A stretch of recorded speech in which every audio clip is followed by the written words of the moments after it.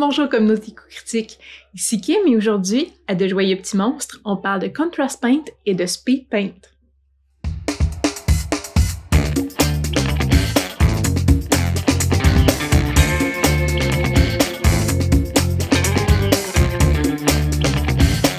Sur le marché, il y a deux compagnies qui font ce qu'on appelle la Contrast Paint ou la Speed Paint, dépendamment de la compagnie. Une peinture qui, selon ces dernières compagnies, servent à la fois de couche de base et d'ombrage. Donc, permettrait d'aller plus vite et disent même qu'on pourrait terminer après cette étape-là et avoir de très belles figurines avec des ondes de lumière et de l'ombrage. J'ai décidé de les mettre à l'épreuve pour vous et de vous montrer comment on peut les utiliser pour avoir les meilleurs résultats possibles. Premièrement, j'ai fait le test en prenant la même figurine, donc de l'Oud Studio, que j'ai peint avec plusieurs méthodes différentes. J'y suis allée avec la Speed Paint de Army Painter. Donc, elles ont des consistances différentes. La Speed Paint, je dois avouer, si c'est la seule étape que vous voulez faire, s'étend beaucoup mieux et a de vraiment meilleurs résultats au premier abord comme ça. De prendre la Contrast Paint de Citadel, donc de Game Workshop, et de l'appliquer de manière plutôt généreuse, donc de mettre beaucoup de peinture pour que ça rentre bien dans les cracks et que ça fasse des ondes d'ombre dans les sillons et que sur le dessus, ça s'étende bien et que ça fasse les ondes de lumière. Donc c'est le principe de la Contrast Paint. Elle se place elle-même un peu comme un shade dans les sillons, mais plus opaque qu'un shade, donc crée la couche de base sur la figurine.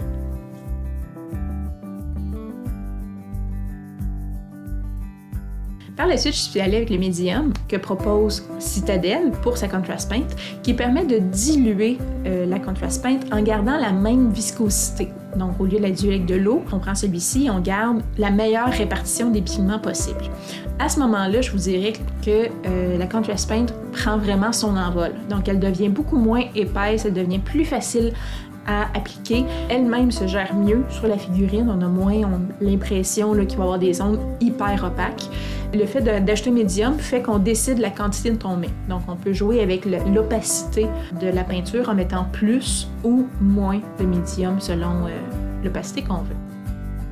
Afin de voir où ça peut nous mener, si on veut pas seulement faire ces étapes-là, ça fait de très belles figurines, mais qui peuvent être un peu fades pour certains, j'ai pris une des figurines que j'ai appliqué du dry brush dessus pour l'enjoliver.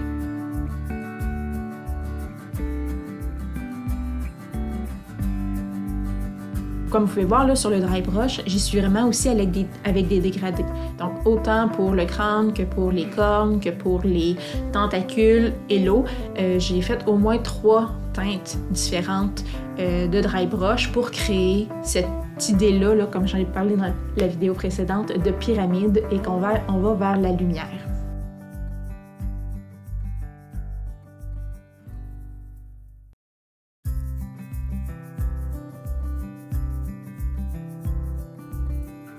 Finalement, sur la dernière figurine, j'ai appliqué un dégradé couche par couche, donc du layering.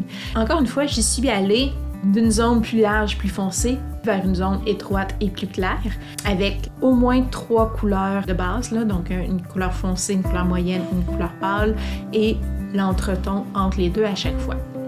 J'ai aussi fait un peu de edging, donc de faire ressortir les arêtes de la figurine, surtout par rapport à l'eau et les cornes. Pour le reste, je suis vraiment allée avec un layering quand même assez accentué pour voir vraiment les zones qui pouvaient être exposées à la lumière et laisser dans l'ombre celles qui seraient sous la figurine et donc la lumière atteindrait moins. Et quand même aussi sur le cerveau, j'y suis quand même allée pour voir vraiment des effets, faire un peu une espèce de cerveau humide, qu'est-ce que ça pourrait donner comme luisance, que ça reflète beaucoup la lumière, donc on va chercher beaucoup plus de blanc à ce moment-là que quelque chose qui serait mat, donc à ce moment-là absorbe la lumière, moins d'effets, moins de dégradés à ce moment-là.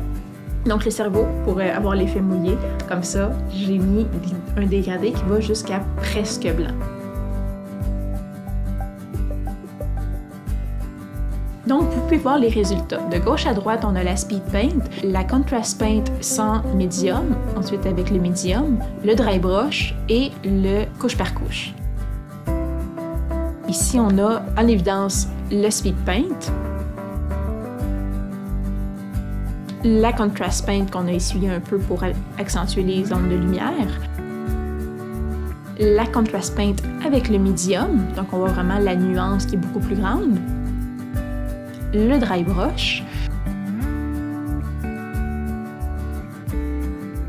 et le layering, donc les dégradés couche par couche.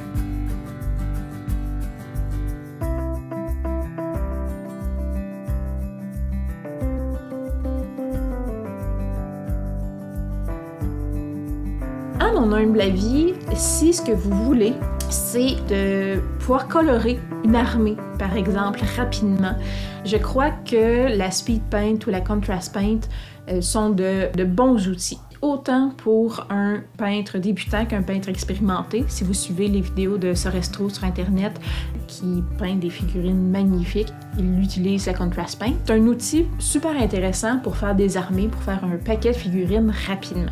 C'est davantage beau aussi qu'on a une figurine qui a quand même des détails. Sur les zones plus flattes, par exemple les tentacules, la peinture sait pas trop où aller, n'a pas de creux où aller se répartir. Donc on a tendance à faire plus des taches que vraiment faire ressortir des zones d'ombre et de lumière. Vraiment l'idéal quand il y a beaucoup de détails à faire ressortir.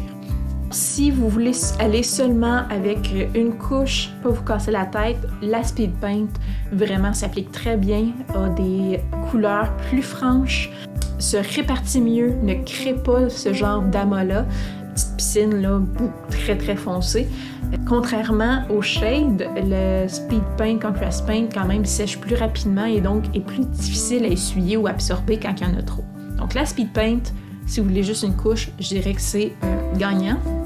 Sinon, si vous voulez pousser un peu plus loin, mettre du médium, contrôler un peu plus la transparence de votre peinture, la contrast paint de Citadel est très bonne, un très beau choix de couleurs. Ce qui va me rester à tester et ce qui paraît est vraiment révolutionnaire, c'est la contrast paint en utilisant le airbrush. Donc ça va être dans une prochaine vidéo. Sur ce, je vous dis, faites des tests, amusez-vous, essayez voir si ça vous convient. Il n'y a pas de bonne ou de mauvaise méthode comme tout le temps, il suffit de trouver la méthode que vous aimez.